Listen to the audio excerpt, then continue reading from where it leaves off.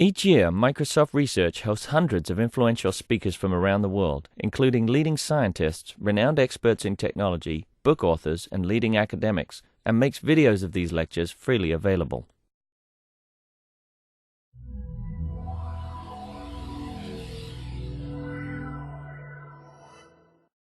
Luis has done many remarkable things, but one easy way to characterize it is that very few researchers have the opportunity to get their work reported in the New York Times, even very senior researchers. And Luis has already achieved this feat twice for two completely separate research projects that he has developed. His creativity is remarkable, I'd say. But one thing I'd like to ask people to do is be a little gentle with him today, since he was at UW the beginning of the week and at the emergency room till 2 a.m. this morning. So if he gets through this talk, it'll be very impressive. But we'll see how far he makes it. Whatever he can do would be great. Thank you, or I'm sure we'll enjoy it. All right, thank you. Thank you, Josh. That's someone who passes out.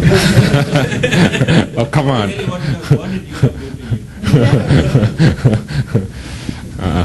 Okay, so this talk is about human computation, and the basic idea is there's a lot of things that humans can easily do that computers cannot, and I want to show you how we can easily solve these problems by just making good use of human processing power. And I think the best way to introduce the talk is with a little statistic, and the statistic is that over 9 billion human hours of solitaire were played in 2003. 9 billion. Now, some people talk about wasted computer cycles. What about wasted human cycles? Okay, just to give you an idea of how large this number really is, let me give you two other numbers. First is the number of human hours that it took to build the Empire State Building. Okay, do you guys know how many human hours it took to build the Empire State Building? Anybody want to take a guess? It is less than 9 billion, yes. Very good guess. So the number here is 7 million. It's 7 million human hours. That's equivalent to about 6.8 hours of people playing solitaire around the world. Now, in case you don't think the Empire State Building is a monumental enough task, let me give you another number. The Panama Canal. Okay, it turns out it took 20 million human hours to build the entire Panama Canal, and that's equivalent to a little less than a day of people playing solitaire around the world. Okay, I want to show how we can make good use of these wasted human cycles, and that is what I mean by human computation. Okay, so in this talk, we're going to consider the human brain as an extremely advanced processing unit that can solve problems that computers cannot yet solve. Okay, even more, we're going to consider all of humanity as an extremely advanced and distributed large-scale processing unit that can solve large-scale problems that computers cannot yet solve. Okay, I claim that the current relationship between humans and computers is extremely parasitic. We're parasites of computers. What I would like to argue for in this talk is more of a symbiotic relationship, a symbiosis, one in which humans solve some problems, computers solve some other problems, and together we work to create a better world. Okay, I'm just kidding. Okay, I'm getting freaky, but more seriously, what I want to talk about now are a bunch of problems that computers cannot yet solve, and I want to show you how we can easily solve them by just making good use of human processing power. Okay, so the first problem that I want to talk about is that of labeling images with words. Okay, so the problem is as follows. On input an arbitrary image, we want to output a set of keywords that properly describe the image. Now, as you should all probably know, this is still a completely open problem in computer vision and artificial intelligence in the sense that computer programs simply can't do this yet at all. However, having a method that could accurately label images with words has many applications in practice, one of which you've probably already seen, and that is image search on the web. So Google, for instance, has Google Images. You can go there, type a word like dog, and get back a lot of images related to the word dog. Okay, now, it is the case that there's no computer program out there that can tell you whether an arbitrary image from the web contains a dog or not. So the way image search on the web works is by using file names and HTML text. So if you search for dog, you get back a lot of images named dog.jpg or dog.gif, or that have the word dog very near them. Okay. The problem with this method, of course, is that it doesn't always work very well. For instance, in this case, this is the first page of results for Google Images, or was at some point. There's an image of a rabbit right there. There's a guy in a blue suit. The hell? Okay. So if we had a method such that for every image on the web could give us accurate textual descriptions for those images, we could improve the accuracy of image search on the web. Okay, such a method would have many other applications. Another one is in accessibility. So according to some estimates, less than 10% of the web is accessible to the visually impaired.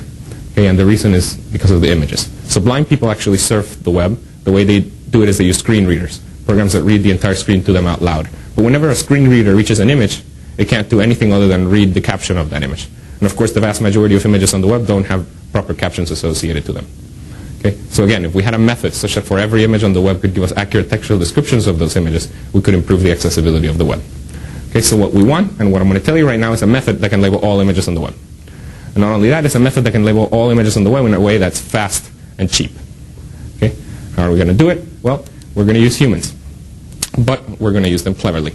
Okay, so normally, if you ask people to label images for you, you'd have to pay them to do so. And if you wanted to label all images on the web by paying people, you'd have to pay a lot of money. And even if you had a lot of money, say you're Microsoft, if you wanted to label all images on the web by paying people fast, you'd have to find a lot of people who are willing to label images for a living. Okay, good luck with that. My approach is much better. Rather than paying people to label images, I get them to want to label the images for free. And in fact, they want to label the images so much that in some cases, they're even willing to pay me to label the images for me. How do I do that? Well, I have an extremely enjoyable multiplayer online game that people really like to play called the ESP game, that as people play, sort of as a side effect, they actually label images for me. Now, the ESP game has two very nice properties. First, the labels that are collected by the game are actually accurate even if the players don't want them to be accurate. Okay, so no matter what, these labels are going to be accurate. Second, as people play the game, they actually label images very, very fast. And in fact, using a conservative estimate, I'm going to show you that later in the talk, if we put the ESP game on a popular gaming site, we could label all images on Google or MSN image search in just a few weeks. Okay, for free. So how does the game work? Well, first and foremost, the ESP game is a two-player online game. So there's a website. You can go to the website. Whenever you go there, you get randomly paired with somebody else wanting to play the game. That's your partner. Okay. Now, you don't know anything about your partner. You're not allowed to communicate with them. It's just a complete stranger from the web. And now, the goal of the game is for both you and your partner, who's a complete stranger, to type the exact same word, given that the only thing you two have in common is an image. So the two of you can see the same image. You know you can see the same image, and now you're told type whatever the other guy's typing.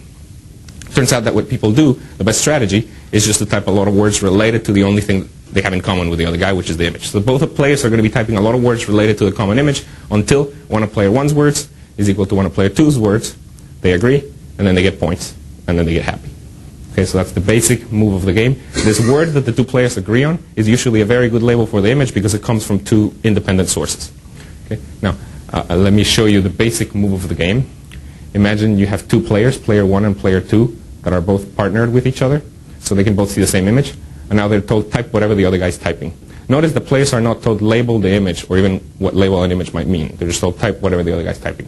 So say at first, player 1 types car, player 2 types boy. It's not the same word, so the game still goes on. Say then player 1 types hat and then kid. Okay, still none of player 1's words is equal to one of player 2's words, so the game's still going on. By the way, player 1 cannot see any of player 2's guesses, and vice versa. So both players are just typing words completely independently until, say, player 2 enters a word that player 1 had already entered. They both agree, they get points, and then they get a brand new image. Okay, that's the basic move of the game. Now the actual game screen looks a little more like this. Both players have a certain amount of time to agree on as many images as they can. So basically in 2.5 minutes, they have to agree on as many images as they can with their partner. Each time they agree on an image, they get a certain number of points. There's also a thermometer at the bottom that measures how many images the two players have agreed on, and if they manage to fill the thermometer, they get like a gazillion points. There's also a pass button, so players can agree to pass on difficult images. And another very important component of the game is this thing we call taboo words, which if you've ever played the game Taboo, you should be able to guess what these are. Excuse me. Taboo words are words that are related to the common image, related to the image that players. Taboo words are words that are related to the image that players cannot use. Okay, so in this case, for instance, players cannot use hat or sunglasses or any plural or singular of these words. Okay, now where do taboo words come from? They come from the game itself. These are just words that two other players have already agreed on for this particular image. Okay. The nice thing about taboo words then is that each time that image passes through the game, it gets a brand new, different label. Okay. The other nice thing about taboo words is that they make the game more difficult and therefore more fun. Now talking about fun, is this game fun? Well, it turns out it really is, amazingly, it really is a lot of fun. So far, the ESP game has collected over 15 million agreements, that's over 15 million labels, with about 75,000 players. Let me say that another way. 75,000 players have given us over 15 million agreements. That means that on average, each player plays a lot. Okay, in fact, there are many people who play over 20 hours a week. That's like a full-time job. Okay, there are some people that play over 40 hours a week, and we've had playing streaks of longer than 15 hours straight. Okay, now, I feel a little bad about this. So by now the game has a mechanism that if you've been playing for longer than 15 hours, it will cut you off. And if it's longer than 10 hours from a .edu domain, it'll also cut you off. Okay, so far over 15 million agreements. What if we wanted to label the entire web? Well, 5,000 people playing the game simultaneously could label all images on, say, MSN in roughly 2 months. Okay. The striking thing here is that 5,000 is not a very large number. In fact, individual games in popular gaming sites like Yahoo, Pogo.com, or MSN Games average well over 5,000 players at a time. And in fact, these games are not complicated 3D games or anything. They're simple little word games similar to the ESP game. So if we put the ESP game on a popular gaming site, we could label all images on image search in just a few weeks. Okay. A few more details about the game. There's also a single-player version of the game. So far I talked about the game as a two-player game, but it's important to have a single-player version of the game because a lot of times the number of people playing is not even.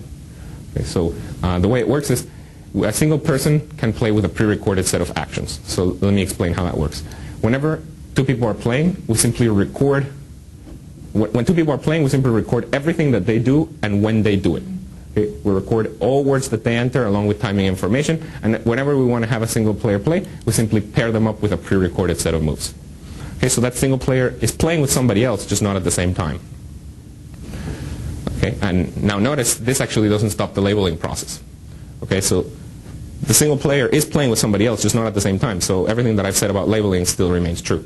Okay, and in fact, this actually gives us an idea. We could go even one step further. We can take this to the zero-player game. Okay, we could actually pair up pre-recorded games with each other, as long as they're not from the same player, to get extra labels. Okay, and if we actually count all the labels that the ESP game has collected by doing this so far the ESP game has collected over 39 million labels for images on the web, okay, by using the zero-player game. Okay, any questions so far? Yes? Does the quality of labels change between a two-player game versus one-player game? Because the time element involved influences what kind of labels people will assign, especially when there are taboo words. So I actually don't have any data of the difference in quality of labels between that. That's an excellent question. I don't know. I don't know the answer to that.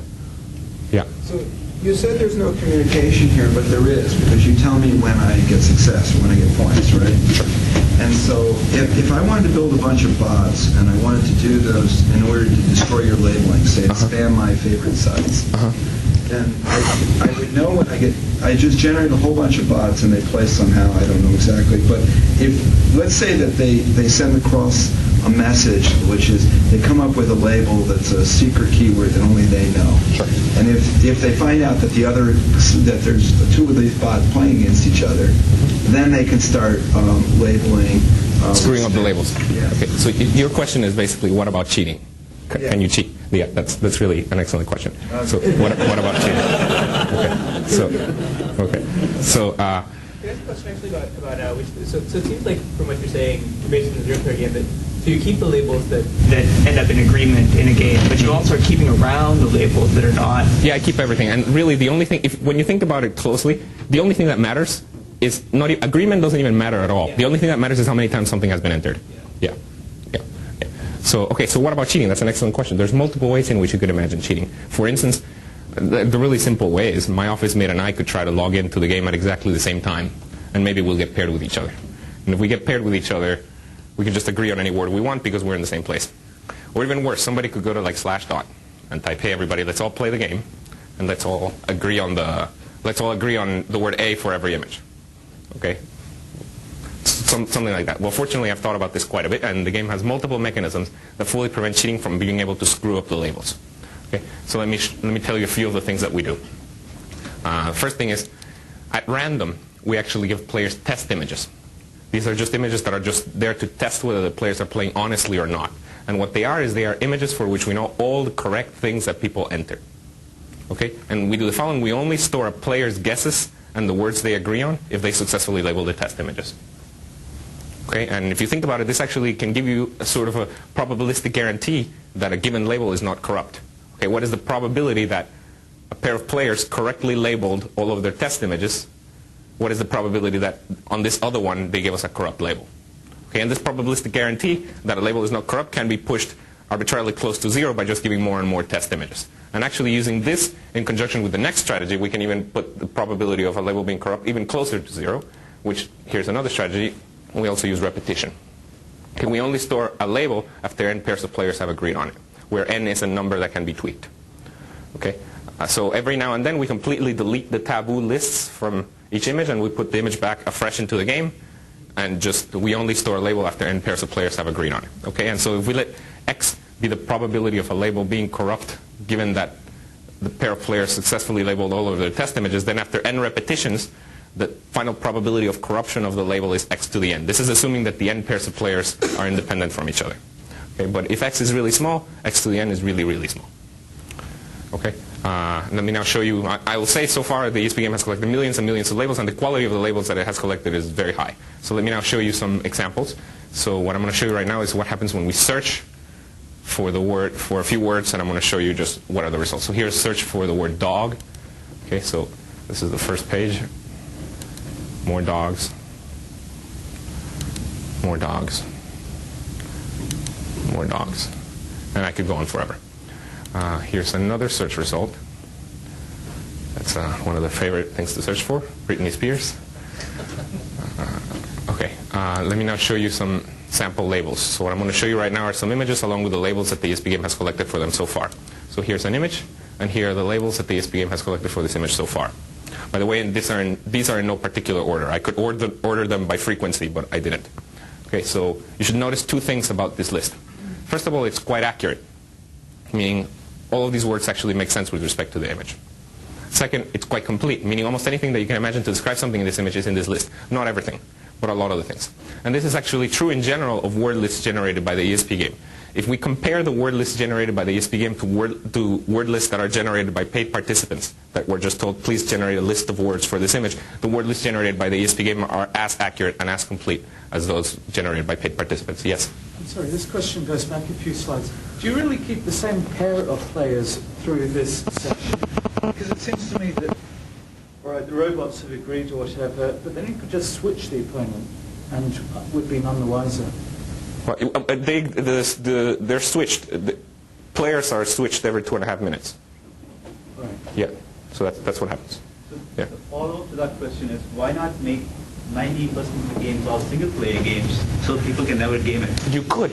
Here's the thing about it. If you didn't tell anybody about it, that would be perfectly fine. But this is I've never published this, but this is an experiment that we ran. Here's the experiment. We had people play the single-player game. Okay, but one set of players was told you're playing with somebody else, and the other set of players were told you're playing with a pre-recorded set of actions. The ones who knew they were playing with a pre-recorded set of actions liked the game significantly less. I mean, that's just true. So as long as they don't find out, it's fine. Yeah, yeah, so that's the thing. Okay, so these are some sample labels. Let me show you more sample labels. Here's another image. Anybody know who this is?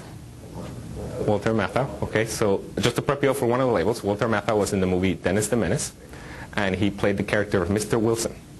Okay, so the labels that the ESP game has collected for this image so far are. Okay, that first one seems a little wrong, but actually if you look closely you realize it's really not that bad. Okay, and I like to tell people that the ESP game hasn't covered a major conspiracy. Okay, so now that we're on this topic, by the way, there are more labels that the ESP game has collected for this image. I just didn't want to show them. It's just for illustrative purposes. Yes? So when you do the search, are you doing any kind of like standing or any breakup of the terms, or is it an exact match? So I'm wondering about the dog trainer versus, dog and trainer. Like if somebody enters the keyword dog trainer and then you go back and do a search on dog, like are you only going to get back things that have exactly the label dog? Well, it depends on how you want to implement the search. I'm not going to worry about how to implement the search. That depends on how you want to do that. Yeah. Okay, so now that we're on this topic, let me show you another sample image. Yes? Are these all single word? I mean, it seems that people are encouraged to do single word. Yeah, most of them are single word. So Mr. Wilson's code. I mean, yeah, they're not all 100%, but most of them are single words. If there's a picture of like tall man, short woman, that would be really hard to... That's right, that's right. So the game is going to give you mostly single words. Now, there's a game that I'm not going to talk about that hasn't yet been released that I have that is going to give you, rather than keywords for each image, is going to give you explanatory paragraphs for each image. But I'm not going to talk about that game. Okay. I've seen all nouns except for one verb. Are you restricting the... No, it just so happens that most people enter nouns, but there are definitely adjectives. I mean, it's just the majority of things that are entered are nouns. But that's just also true about the majority of things that are searched for in image search. Yeah. Yeah, if you look at a photo, I mean, the company which gives you stock photos, their descriptions, like you said, are mostly like sentences or paragraphs. Have you tried comparing your words to those paragraphs to see containment? Or? It depends. Yeah, so for instance, not to like the Corbis thing. No, I haven't. For Corbis in particular, no. So for the previous picture, there would be, the couple sitting. That's right, a paragraph. A paragraph. Place next to the order kind of stuff. Right. I'm not going to talk about it. I do have another game that gives you paragraphs descriptions. Right. Okay. So here's another image. So, by the way, I have no political affiliations whatsoever. I am not a U.S. citizen, and what I'm about to show you are just the scientific results of what happens when you put this image on the ESP game. Okay. So the labels that the ESP game has collected for this image so far are.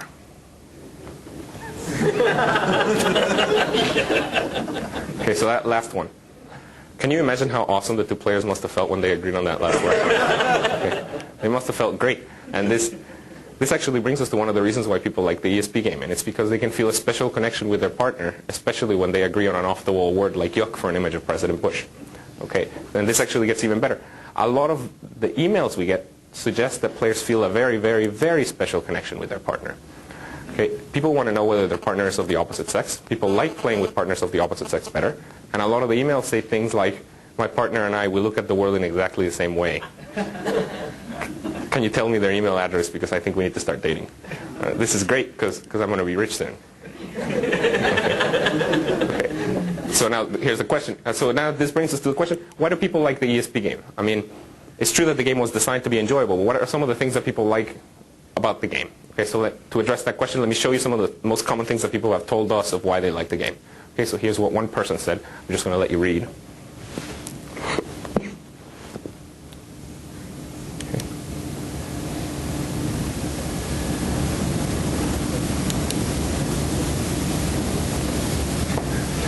Okay, it's a special sense of connection. Let me now show you some of the other most common things that people have said.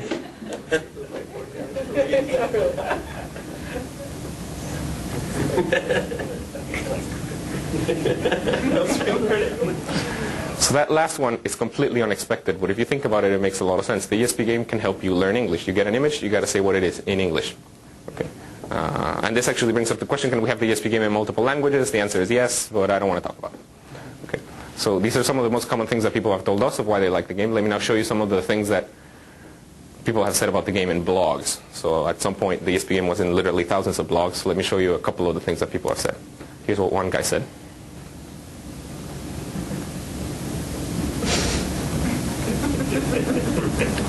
So, sense of achievement. Right? But the best is the way this guy ends. Okay, so let me show you. This is another blog.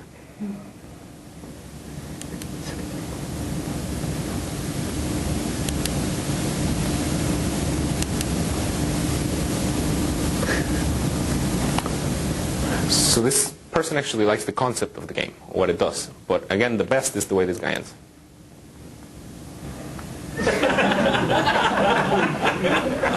Okay, so not everybody likes their partner, and it completely depends on whether you do well with your partner or not. If you do well with your partner, you fall in love with them. If you don't, you think they're an idiot. Of course, you're not the idiot. They're an idiot.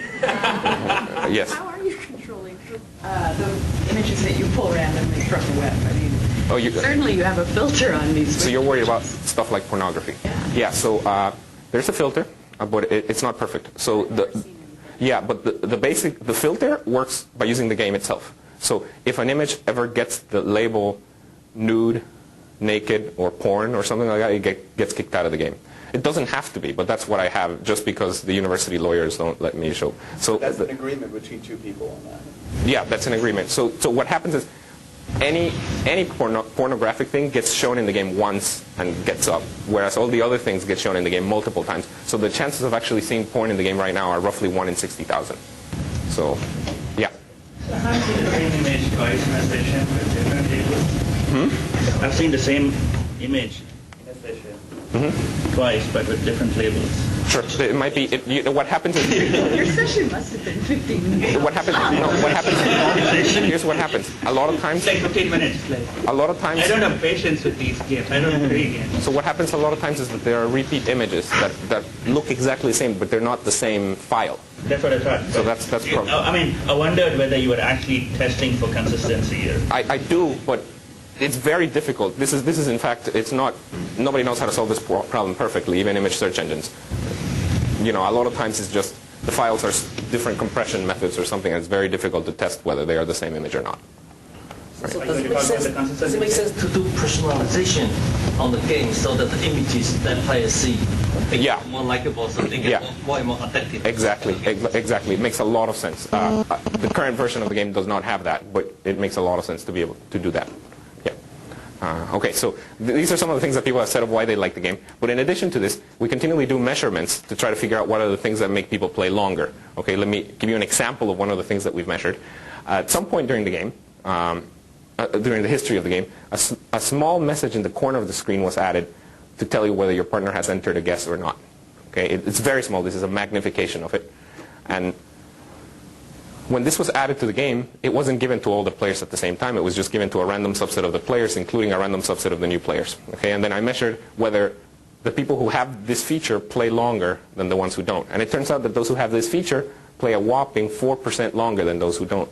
Now, you might not think that 4% is a large difference, but actually it is statistically significant. And furthermore, if you think about it, it's just a really tiny message in the corner of the screen makes people play 4% longer. Okay, so we have similar data for a lot of the components of the game, just to try to figure out what are the things that make people play longer than not. Okay, now, in a way, the ESP game is kind of like an algorithm.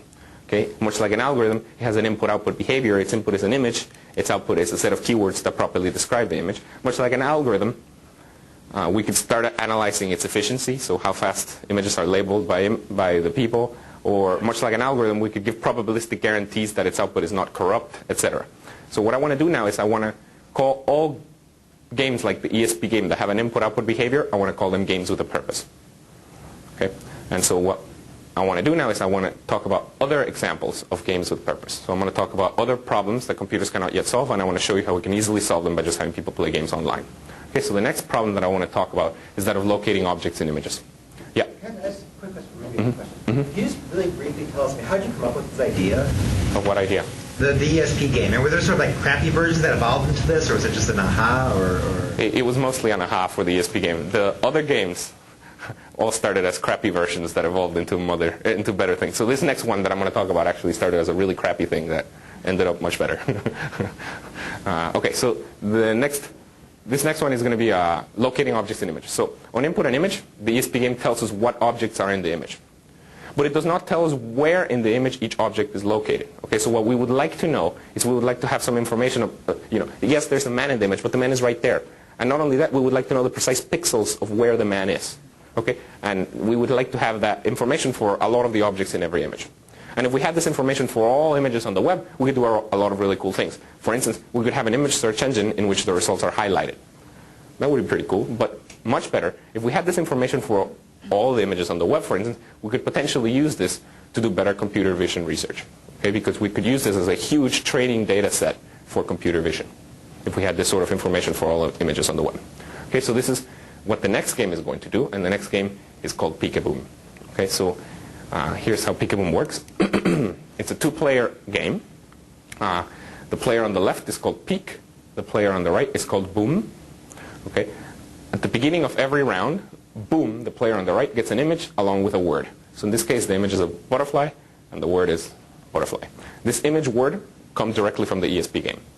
Okay, so at the beginning of every round, Boom gets an image and a word directly from the ESP game. Peek gets nothing, just a blank screen. And now the goal of the game is for Boom to get Peek to say the word butterfly. And the only thing that Boom can do to get Peek to say the word butterfly is he can take his mouse, put it somewhere in the image, okay, and click. And whenever Boom clicks on the image, a circular area around that click is revealed to Peek. By the way, this circle right here is, because I didn't want to go through the trouble, in reality the circle is a lot smaller.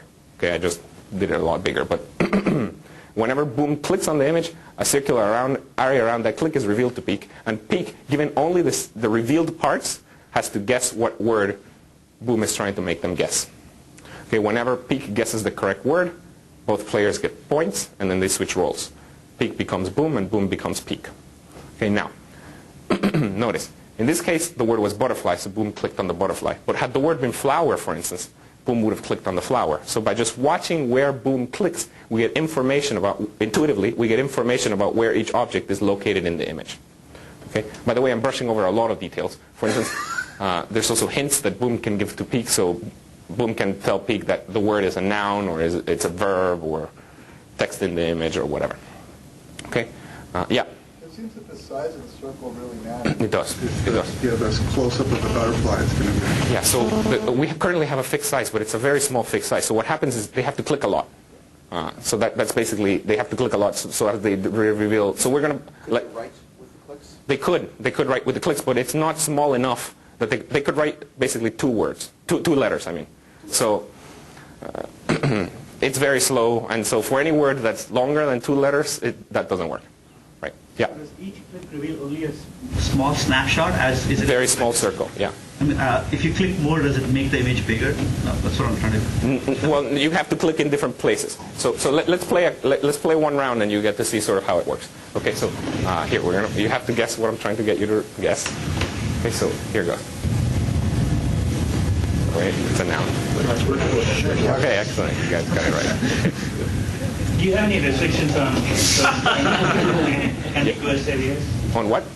Do you restrict contiguous areas being shown, or you don't care? Right now I don't, but I should. The next version of the game should have that. Right now I don't. Yes?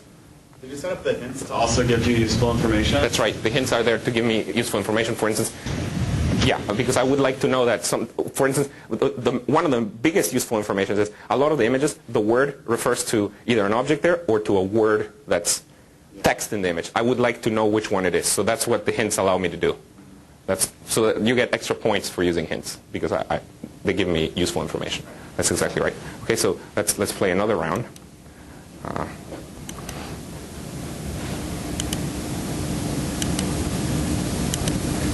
By the way, it's a verb.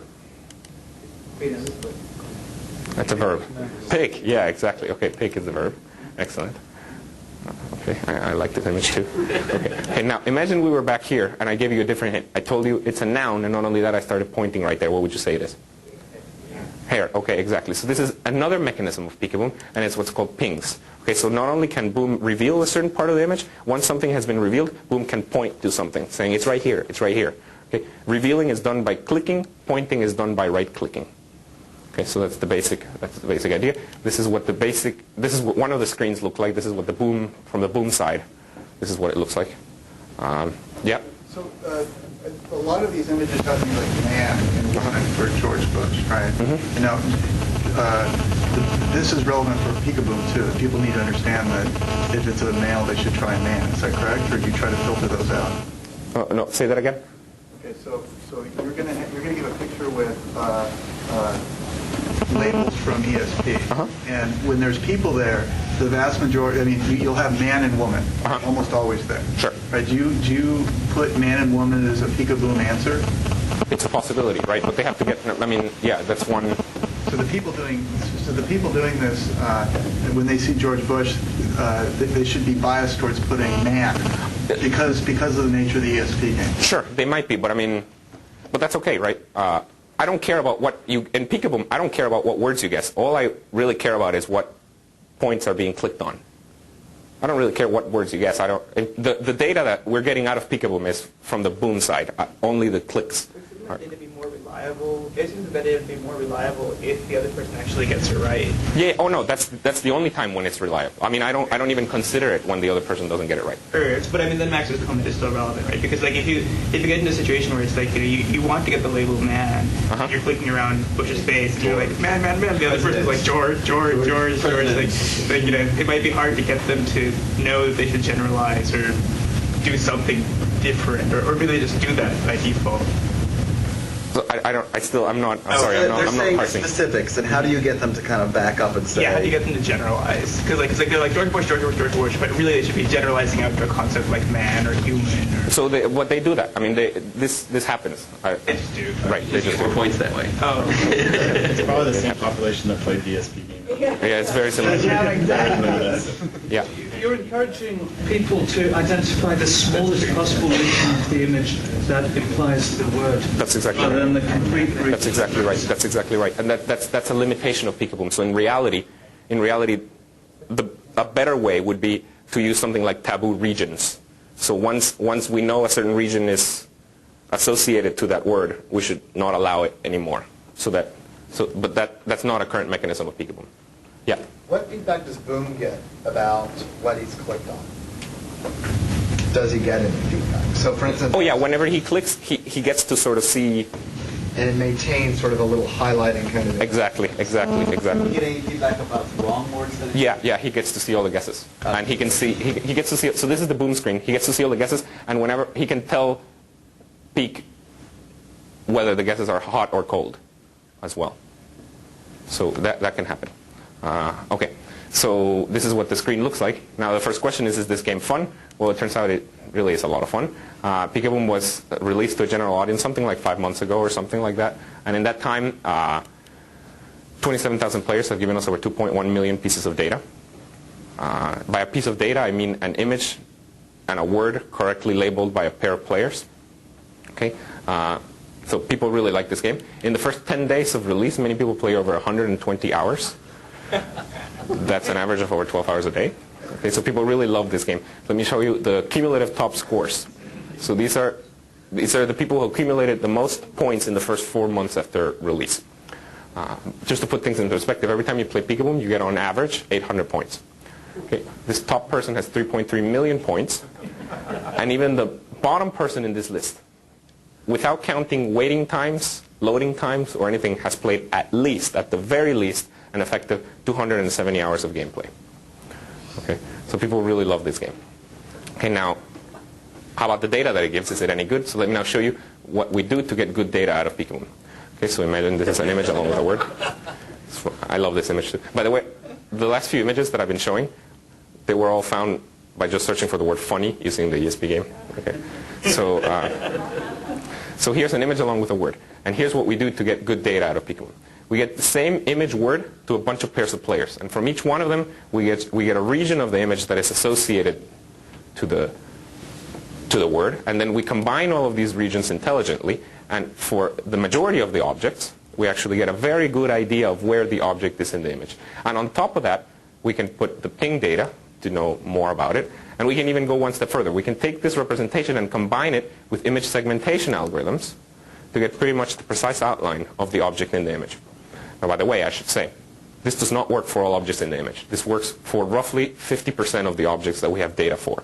And the reason is because sometimes the segmentation doesn't quite work, and sometimes there's this problem that has already been mentioned, that a lot of times, for instance, in the case of a dog, a lot of times most people just reveal the face of the dog and not the whole thing.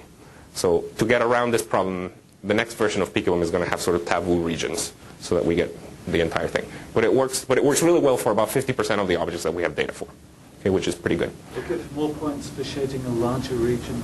Mm-hmm. More points if you shade a larger region, and fewer points if the region is... That might work. It's not clear, right? Because you don't want them to reveal the whole thing. So, I mean, that's the thing. You don't want to do that. Okay, so this is by using segmentation, but even without using segmentation, by just using the Peekaboom data in a really boneheaded way, we can create a search engine, and I've done this, in which the results are highlighted just using boxes. Okay, it's a very boneheaded use of the Peekaboom data. And in this search engine, if you search for man-dog, for instance, for each result, it tells you here's the man, here's the dog, here's the man, here's the dog, more men, more dog. Okay. Okay.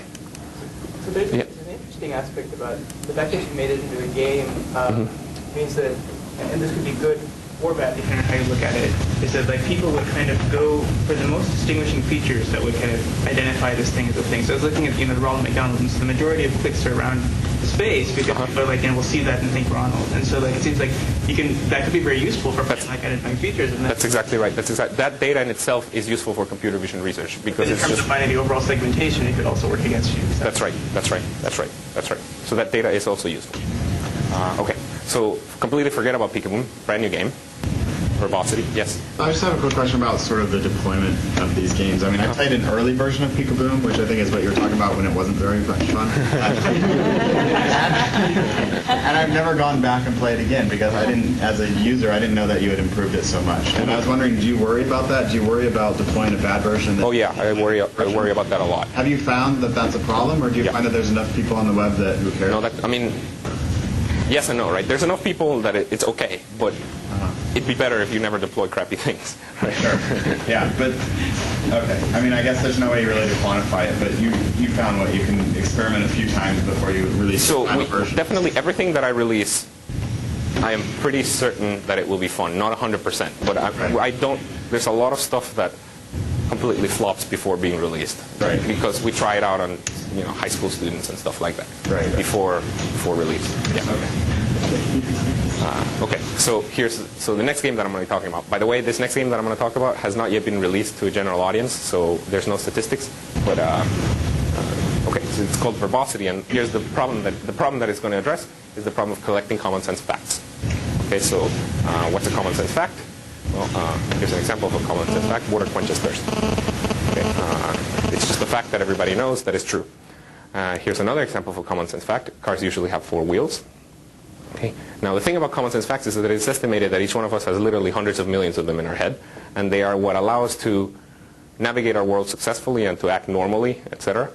The other thing about common sense facts is that computers don't yet have them. But if we could somehow put them into a computer, we could make computers more intelligent. For instance, they would know when the right time is to interrupt us, or they would know how to transform a search query into something that works better, or something like that. So if we could somehow collect a lot of common sense facts, we could potentially use this to make computers more intelligent. Okay, so there's been a lot of projects that have attempted to do this. The idea is to try to collect a lot of common sense facts to try to make computers more intelligent. But so far, most of these projects have not been able to collect enough data because the process of entering common sense facts into a computer is quite tedious. Okay, so this is what I'm going to do next. I'm going to show one approach to try to turn this into a game. Okay, so the input-output behavior of the next game that I'm going to talk about is as follows. On input a word, this game is going to output a set of common sense facts about the word. Now, by the way, I'm oversimplifying here. These common sense facts that the game is going to output are not in plain English. They're going to have structure to them. Okay, so they're going to be structured. Okay, so input a word, output a set of common sense facts about the word. So how is the game going to work? Well, the game's called Verbosity, and basically it's just a 2-player word guessing game. Okay, so there are 2 players. One of them is called the narrator, the other one's called the guesser. Now, at the beginning of every round, the narrator gets a word and has to get the guesser to guess that word. Okay, so and the only thing that the narrator can do to get the guesser to guess that word is he can pick a sentence template out of many that are available to them at the time. Okay, the sentence templates that are available at the time vary depending on the word and on the round.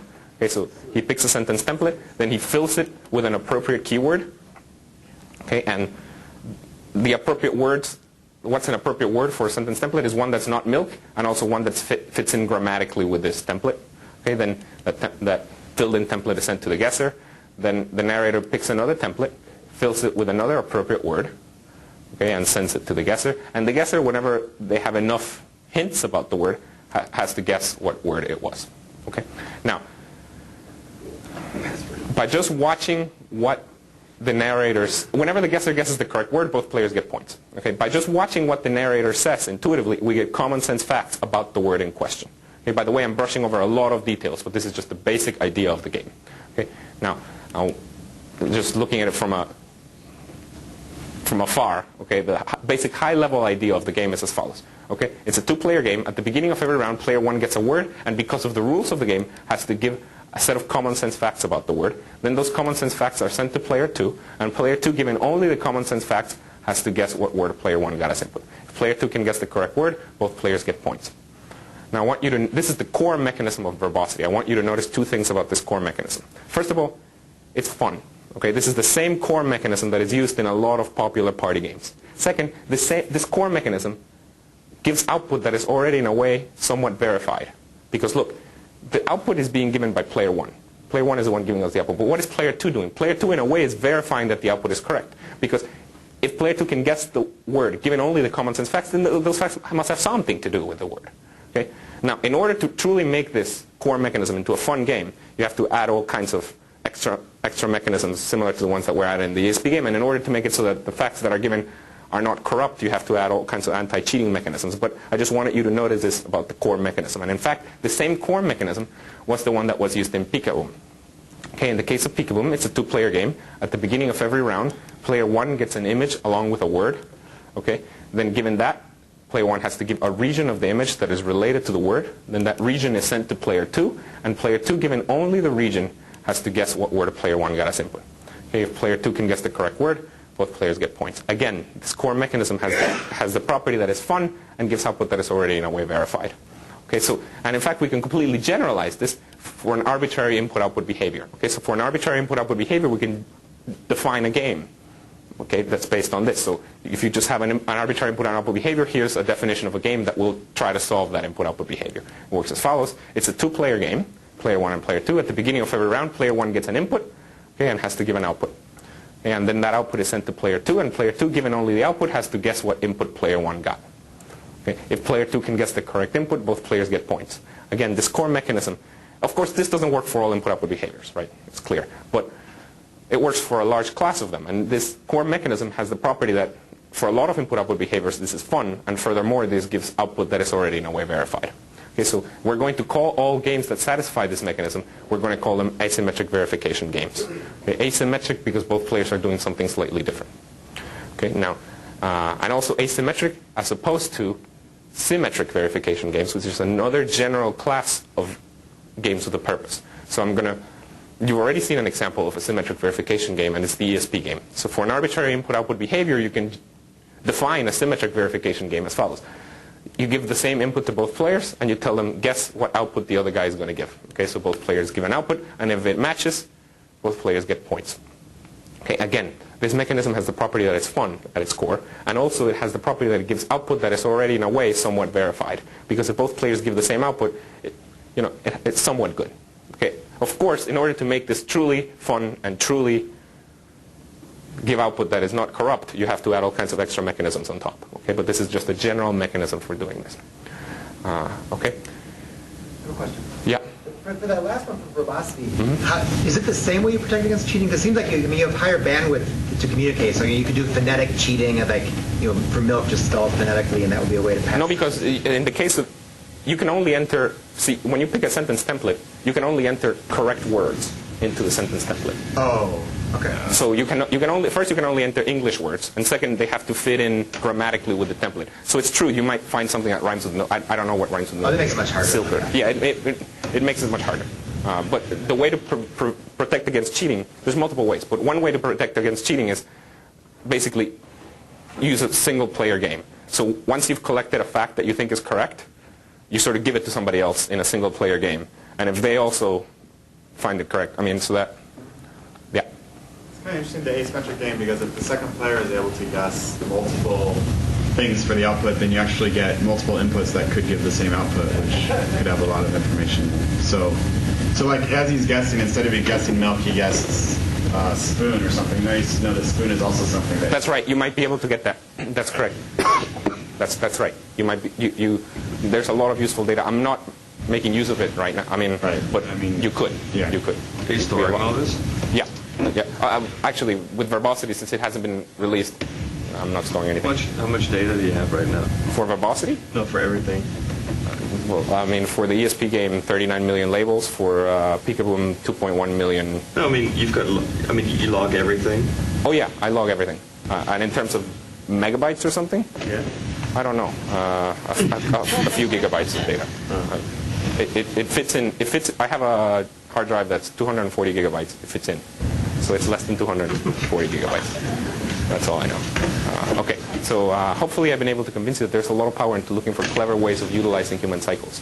And actually this talk, if you think about it, gives sort of a paradigm for dealing with open problems in artificial intelligence. So if you have a problem that you really don't know how to solve, okay, then rather than trying to solve it, then maybe you can just turn that problem into a game. In which case, a lot of times you might not even need to solve the problem anymore. Even if it's an extremely large-scale problem like labeling all images on the web, I've shown you that it's conceivable that it can be solved by just having people play a simple game online. Okay, now, one nice thing about this whole research agenda is that it's extremely new. So there's still a lot of open problems in this. So for instance, can we create a game to language translation? Okay, that would be really cool. I don't know how to do it. Or exactly what problems can we solve with games? For instance, can we turn all work into play? Just imagine. Can CAPTCHAs turn... never mind that. I didn't talk about CAPTCHA. Okay, how do we maximize the efficiency of the game? Okay, so for instance, when is it better to use more than 2 players? That's a very good question. How can we get expert knowledge out of this whole approach? Okay, I have some ideas, but they really have never been tested. Beyond games, what are other mechanisms that encourage people to do work? There's been a lot of other possible proposals. Can this whole thing be model game theoretically? I don't know. Another really nice thing about this whole approach, much nicer than all of this, is that it's a very important thing about this whole approach is that it provides a much, much better motivation for the movie The Matrix. Okay, if you think about it, the premise of the movie The Matrix was that in the future, computers become a lot more intelligent than humans. But rather than killing us, they actually have to keep us around because we generate power.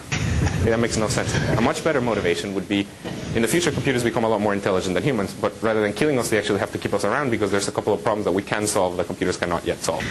And in exchange for us solving those problems, they keep us entertained. So my ultimate research agenda is to turn our human existence to just eating, sleeping, drinking, and playing. Okay, never mind. By the way, there's some related work that I should mention. One of the things, I'm going to mention just the things that I consider closest to this. Okay, one of the things that is the Open Mind Initiative. These are just a few publications, but there's more. In the Open Mind Initiative, the idea is to collect knowledge, similar, a lot of it is common sense knowledge, from volunteers on the web. The difference in the approaches is that to a large extent, Open Mind has just tried to do things of the form, please give me information. So these are mostly volunteers, and we're going to trust that they are honest and that they want to do it because they're altruistic. Whereas my approach is, hey, you want to play a game for me? Okay, so that is one thing. There's also the Amazon Mechanical Turk that I'm sure a lot of you have seen. If you haven't, it was released something like in December, like 4 months ago or so. And the idea of that is you can get paid to solve problems that computers cannot yet solve by Amazon.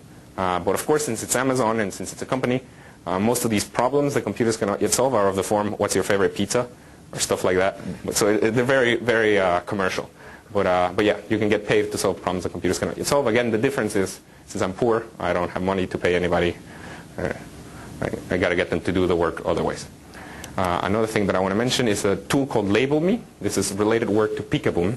LabelMe is basically another tool for collecting a large database for training computer vision. And what LabelMe, the incentive for people to label stuff in LabelMe is the database itself. So if you want to make use of if you're a computer vision researcher who wants to make use of the database, you have to label a few images before you get to use it. Okay. And the other thing that I want to mention is a game that was released a long time ago, 20questions.net, which is pretty cool. You can play 20 questions with a computer, and if you beat it, that is, if the computer can't guess what you're thinking of, you get to train it. So as the computer plays longer, it gets better and better. Okay. A few URLs: www.captcha.net, www.espgame.org. Remember, you can't play longer than 15 hours straight, and www.peekaboom.org. That's it. Thank you. Yes. Yes. Yeah. That's interesting. In fact, when you mentioned about machine translation, we also got inspiration from this, and we are trying to do the same thing with machine translation. Oh, you're trying to do a game for machine. Do you know how to do it? That's right. Do you know how to do it? Yeah, that's right. So you do? I have no idea how to do it. What we are doing is we are just creating some simple sentences from the web, Mm-hmm. and using an translation and producing a rough translation of that and Hindi. That's what we are doing. Mm-hmm. And the idea is to sort of expose the English sentence and the Hindi translated one and ask them to correct it. I see. And that will be given to multiple people, and the idea is to score each of them. We are yet to make it perfect, but it's not yet released. And how is it a game though? Sorry? How is it a game? No, in the sense we are just. I'm just saying that we are working on it. I see. Okay. So what I'm working, I would like to have a game for it, and the game that I would like to have, I'm making things much harder for myself. I would like to have a game where none of the players knows both languages. So a game in which there could be multiple players, but they all know either Hindi or English, but not both. Okay. I don't know how to do it, but I think it would be really cool. Yeah. It's a high-level question. The bottom corner said patents pending. How do you see that? Let's imagine you work somewhere else. How do you see your own patents pending? So the only one that has been applied for a patent is the ESP game. That's the only one that has a patent pending. And yeah, I probably can't work on that, on the ESP game itself. Yeah. How are you selecting the question template or the templates for verbosity? That's a very good question. Prejudging what is called. That's right. Offering a select. That's right. So that's actually not easy at all, and this is one of the reasons we haven't yet released, because so one thing is to just select them at random. That doesn't work very well. So you can do a lot better by just by just watching how people play, because whenever you see that somebody used a template for a certain word, you can have similarity metrics between words, and then that type of template is used for all other words that are similar, and if you do that, you get much better results. And you can probably do better. Like causality is one thing that rarely comes up with OpenMind, but is, I think, key to getting common sense knowledge that's actionable like in computer. That's right. So you want causality, but not every item is a likely candidate for causality. Yeah. So this is not easy. I mean, but I think we got it to the point where, just by using lots of trickery here and there, we got it to the point where if you just do random, we show, whenever we give a word, we show something like 9 possible sentence templates. If you just do it random, usually 1 or 2 of those sentence templates works. We've got it to the point where something like 4 of those sentence templates work. And with 4, that's pretty good. It works. Yeah. Yeah. What happened? What's the story on the copyright of the images? Yeah, that's a very good question. Because when you're scraping the images off the web, are you looking to make sure that they're not taken from sites where copyright on them is stated? That's a very good question, and I would have been a lot more comfortable answering this question before. So Google just lost a ruling, and so the thing about it is, as far as I understand, if you're not showing ads on this, the copyright problems that this has are exactly the same copyright problems that image search has. So if image search is allowable, this is allowable. So that's the thing. But it might be the case that image search will not be allowable because Google just lost that rule. That's only somewhat true because it has to do with thumbnails. So if you're showing a full-size image... No, but these are all thumbnails. These are all thumbnails. All thumbnails. That's right. Yeah.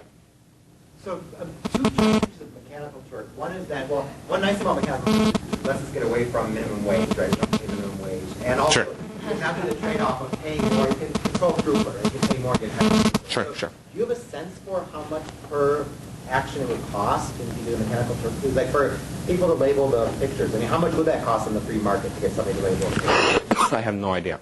Because that's what we're looking into. If that's minuscule, that's the way to go. If it's expensive, then there's a huge... Sure. I agree. I don't know how much it would cost to do image labeling like that.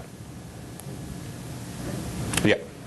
So Lewis's comment made me think of both a possible solution and another question, I guess. So you can imagine a situation like the verbosity game where you say that, like, okay, it's like, I don't know, Dungeons & Dragons or something, so that as you play more, you get more experience points, so you get more spells, so you get more templates that you can use, But the problem becomes, though, one of managing complexity for the user, because I mean, if you get to a point where you have, like, 150 templates to choose from, it just, becomes untenable. Right.